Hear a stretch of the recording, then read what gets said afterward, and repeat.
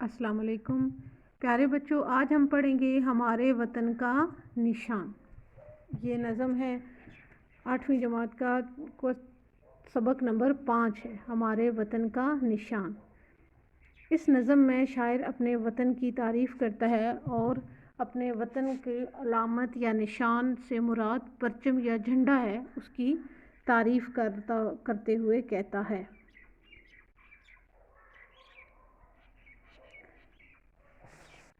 پہلے خاص الفاظ پڑھ لیتے ہیں۔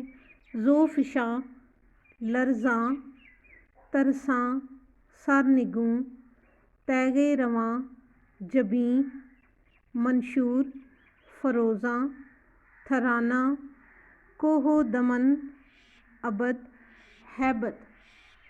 ایک دفعہ پھر میرے ساتھ دوہرا لیں۔ ذو فشاں، لرزاں، ترساں، سرنگوں، تیغ رواں، جبیں، منشور، فروزاں، تھرانہ، کوہ دمن، ابد، ہیبت۔ آئیے پہلا بند پڑھتے ہیں۔ اس سے رشک فلک ہے زمین وطن، اس سے رشک فلک ہے زمین وطن، اس سے روشن ہوئی ہے جبین وطن، ذرہ ذرہ وطن کا ہوا ذو فشاں، یہ نشاں یہ ہمارے وطن کا نشاں۔ ایک دفعہ پھر سے پڑھتے ہیں۔ اس سے رشک فلک ہے زمین وطن، اس سے روشن ہوئی ہے جبین وطن، ذرہ ذرہ وطن کا ہوا ذو فشاں، یہ نشاں یہ ہمارے وطن کا نشاں۔ پہلے مصرعے میں دیکھیں۔ اس سے رشک فلک ہے زمین وطن۔ رشک کا مطلب ہے کسی کے برابر ہونے کی خواہش کرنا، اور فلک کی میننگ ہے آسمان۔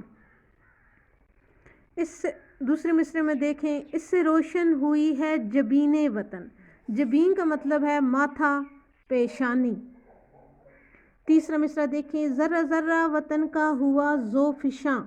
ذو فشاں کی میننگ ہے روشنی بکھیرنے والا، منور۔ آئیے اب اس کی تشریح کرتے ہیں۔ قومی پرچم کسی قوم کی شناخت کا نشان ہوتا ہے۔ شاعر جمیل الدین عالی نے پاکستان کے قومی پرچم کا ذکر کیا ہے۔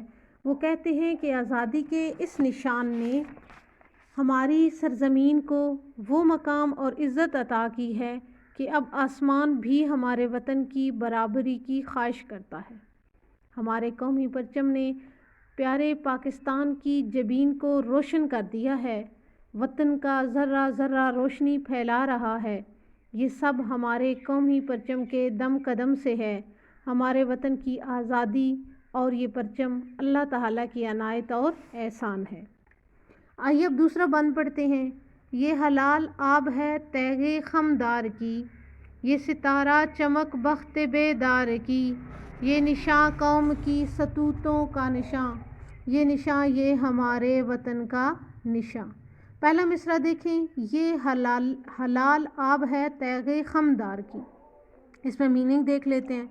حلال کہتے ہیں چاند کو، آب پانی یا چمک، تیغ خمدار، تیغ بولتے ہیں تلوار کو، اور خمدار کی میننگ ہوتے ہیں ٹیڑھا یا مڑا ہوا۔ دوسرا مصرعہ دیکھیں۔ یہ ستارہ چمک بخت بیدار کی۔ اس میں بخت لفظ، اس کی میننگ ہے قسمت، نصیب۔ اور تیسرے مصرعے میں دیکھیں۔ یہ نشاں قوم کی ستوتوں کا نشاں۔ ستوت کا مطلب ہوتا ہے عظمت، شان و شوکت۔ آئیے اب اس کی تشریح دیکھ لیتے ہیں۔ دوسرے بند میں شاعر نے قومی پرچم پر بنے ہوئے چاند ستارے کا ذکر کیا ہے۔ وہ کہتا ہے کہ قومی پرچم پر بنا ہوا پہلی رات کا چاند دراصل خمدار تلوار کی علامت ہے۔ پرچم پر بنا ہوا چاند بھی تلوار کی طرح ٹیڑھا ہے۔ یہ مجاہدوں کے جذبہ جہاد کی طرف اشارہ کرتا ہے۔ اسی طرح چمکتا ہوا ستارہ قوم کی خوش نصیبی کا نشان ہے۔ ہمارا پرچم قوم کی شان و شوکت کا نشان ہے۔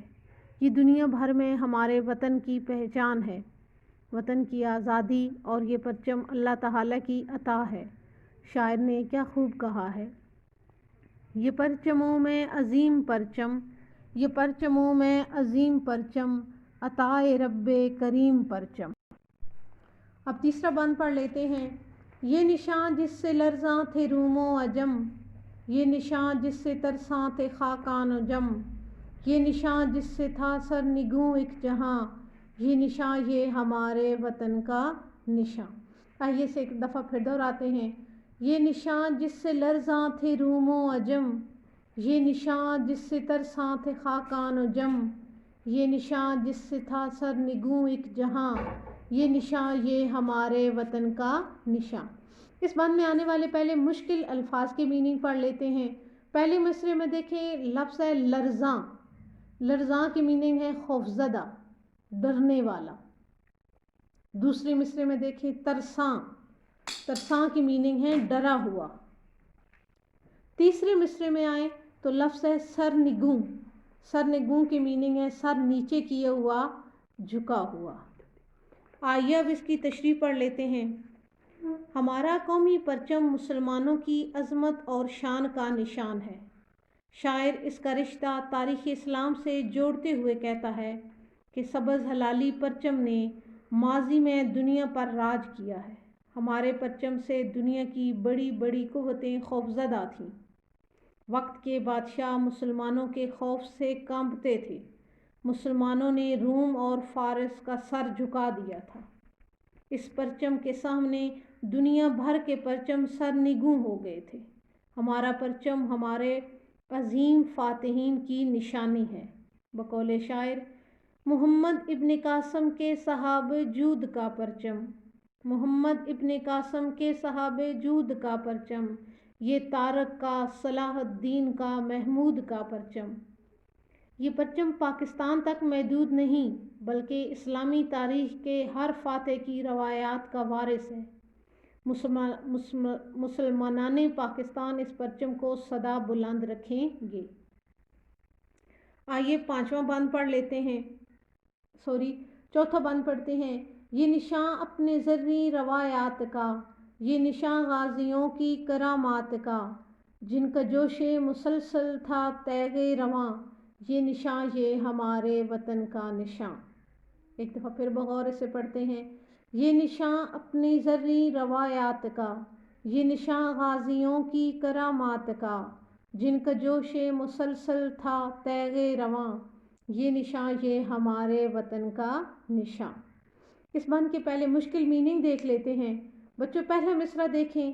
یہ نشان اپنی زرعی روایات کا، زرعی کا مطلب ہوتا ہے سنہرا، چمکتا ہوا، سونے کا بنا ہوا۔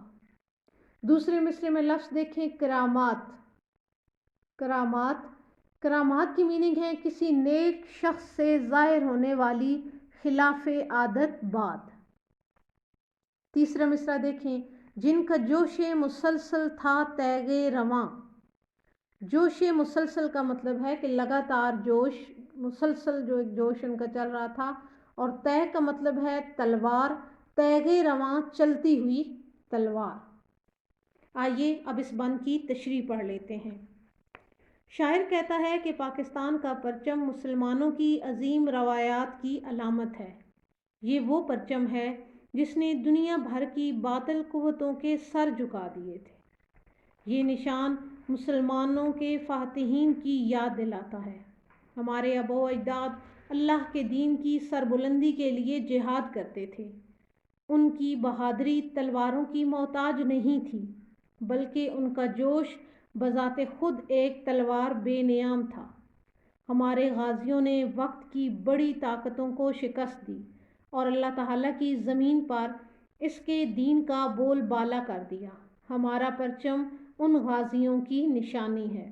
بقول شاعر، محمد ابن قاسم کے صحاب جود کا پرچم، محمد ابن قاسم کے صحاب جود کا پرچم، یہ تارک کا، صلاح الدین کا، محمود کا پرچم۔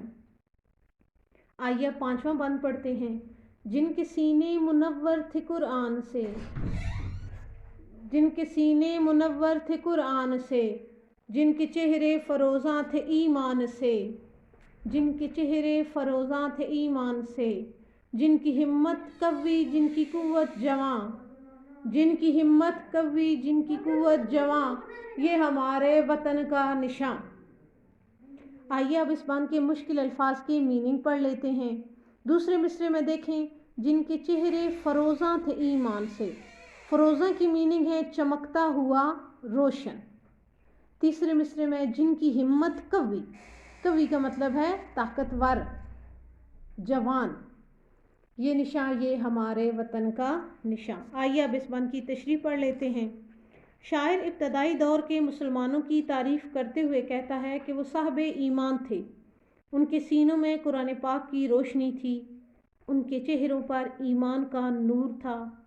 ہمارے آباء و اجداد اللہ تعالیٰ پر بھروسہ کرتے تھے، وہ باطل کے آگے سر نہیں جھکاتے تھے، ان کی ہمت انہیں قوت عطا کرتی تھی۔ ایمان کی طاقت نے ہی ان کو دنیا کا حکمران بنا دیا تھا۔ وہ بے سر و سامانی کے باوجود ہر جنگ میں فتح یاب ہوتے تھے۔ باطل ان کی قوت ایمانی کا مقابلہ نہیں کر سکتا تھا۔ ہمارا پرچم ان مجاہدین اسلام کی عظیم روایات کا وارث ہے۔ یہ پرچم دنیا میں ہمارے وطن کی پہچان ہے۔ اب چھٹا بند پڑھتے ہیں۔ ان کی ہیبت سے صحرا بھی گھبرا گیا، لرز کوہ و دمن دشت تھر آ گیا، کانپ اٹھی زمیں جھک گیا آسماں، یہ نشان یہ ہمارے وطن کا نشان۔ آئیے بچوں پھر دوہرا لیتے ہیں۔ ان کی ہیبت سے صحرا بھی گھبرا گیا، لرز کوہ و دمن دشت تھر آ گیا، کانپ اٹھی زمیں جھک گیا آسماں، یہ نشان یہ ہمارے وطن کا نشان۔ پہلے اس میں مشکل الفاظ کے میننگ دیکھ لیتے ہیں۔ پہلے مصرے میں دیکھیں ہیبت، ہیبت کی میننگ ہے ہیبت کی میننگ ہے دہشت، ڈر۔ دوسرے مصرے میں دیکھیں لرز کوہ و دمن، لرزے کا میننگ ہے کانپے، کوہ و دمن پہاڑ اور وادی۔ دشت کی میننگ ہے جنگل، صحرا۔ تھرا گیا، کانپ گیا، ڈر گیا۔ کانپ اٹھی زمیں جھک گیا آسماں، یہ نشان یہ ہمارے وطن کا نشان۔ آئیے اب اس بند کی تشریح پڑھ لیتے ہیں۔ شاعر صحابہ کرام اور ابتدائی دور کے مسلمانوں کے جذبہ جہاد کا ذکر کر رہا ہے۔ ان مسلمانوں نے دنیا کے کونے کونے میں اسلام کا پیغام پہنچایا اور اللہ تعالیٰ کے دین کو سربلند کرنے کے لیے جہاد کیا۔ ان مجاہدین کی ہیبت سے میدان ہی نہیں، صحرا اور پہاڑ بھی لرزتے تھے۔ ان کے ارادے ایسے اٹل تھے کہ دوران جہاد میں سمندر سامنے آتا تو یہ اپنے گھوڑے سمندر میں ڈال دیتے اور اللہ تعالیٰ کے حکم سے پار اتر جاتے تھے۔ علامہ اقبال نے اسی طرف اشارہ کرتے ہوئے کیا خوب کہا ہے: دشت تو دشت ہے دریا بھی نہ چھوڑے ہم نے، دشت تو دشت ہے دریا بھی نہ چھوڑے ہم نے، بحر ظلمات میں دوڑا دیے گھوڑے ہم نے۔ ان مجاہدین کے جذبہ جہاد نے دنیا کا سر جھکایا اور ہر طرف اسلام کا پرچم لہرایا۔ ہمارا پرچم ان کی عظیم الشان روایات کا وارث ہے۔ آئیے اب آخری بند پڑھ لیتے ہیں۔ یہ ہمیشہ یوں ہی لہلہاتا رہے، جگمگاتا رہے، ذو دکھاتا رہے، یہ ابد تک رہے گا یوں ہی ذو فشاں، یہ نشان یہ ہمارے وطن کا نشان۔ ایک دفعہ پھر پڑھ لیتے ہیں۔ یہ ہمیشہ یوں ہی لہلہاتا رہے، جگمگاتا رہے، ذو دکھاتا رہے، یہ ابد تک رہے گا یوں ہی ذو فشاں، یہ نشان یہ ہمارے وطن کا نشان۔ اس کا دوسرا مصرع دیکھیں، جگمگاتا رہے، ذو دکھاتا رہے۔ ذو کی میننگ ہے روشنی۔ اور تیسرے مصرے میں دیکھیں، یہ ابد تک رہے گا یوں ہی ذو فشاں۔ ذو فشاں کی میننگ ہے روشنی بکھیرنے والا، منور۔ آئیے اب اس کی تشریح پڑھ لیتے ہیں۔ اس نظم کے آخری بند میں شاعر دعا کرتا ہے کہ ہمارا پرچم ہمیشہ لہلہاتا رہے، اس پر بنا ہوا چاند تارا ہمیشہ جگمگاتا اور روشنی پھیلاتا رہے، ہمارا وطن ہمیشہ آزاد رہے، پھلے پھولے اور خوب ترقی کرے۔